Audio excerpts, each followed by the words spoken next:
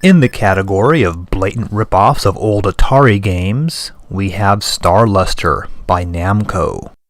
This was the first Namco game to be released specifically for the Famicom.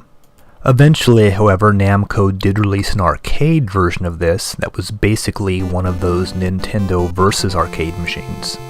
After selecting your difficulty level, you'll find yourself behind the cockpit. If you've played Star Raiders, you'll know how to play this game.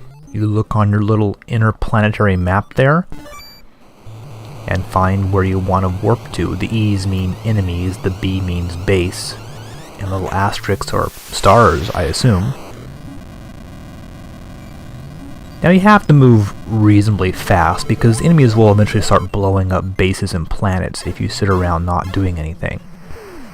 Once you've reached your destination, you'll engage in some first-person star combat, firing off your little lasers, trying to avoid enemy fire, and once you've blown up all the enemies in this sector, you then move on to the next one. This game does have a few little features there, like there's an energy bar. Every time you fire a shot or move anywhere, you'll use up energy. If it gets too low, you'll have to go to the nearest base and refuel. There's a shield. This is sort of like a Halo-like shield, where if you take a hit, your shield will go down temporarily.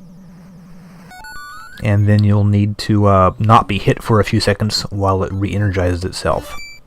You also have a radar, computer, and engine status on the right-hand side of your cockpit.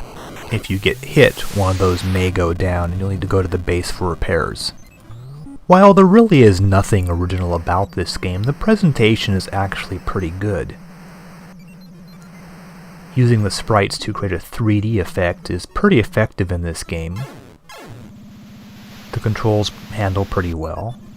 And as I mentioned, this was the first game from Namco designed specifically for the Famicom, so they have now joined Taito in designing games for the system rather than just merely porting arcade games. This is something we'll starting to be seeing more and more of in the near future. I believe the next big arcade game manufacturer to do this will be Konami. We've just docked with the base here, and this has refueled our energy and whatnot. I believe we're playing this on the easiest level, the so-called training level. The other levels are a bit more difficult.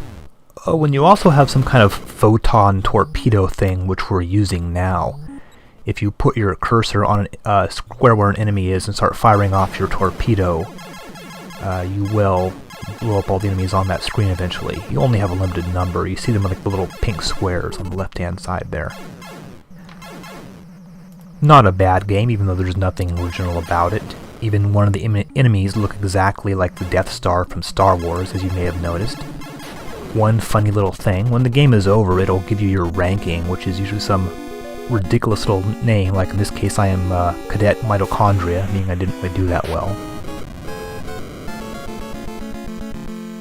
Certainly worth checking out. Oh, it even has a nice little "the galaxy is destroyed" screen when you lose.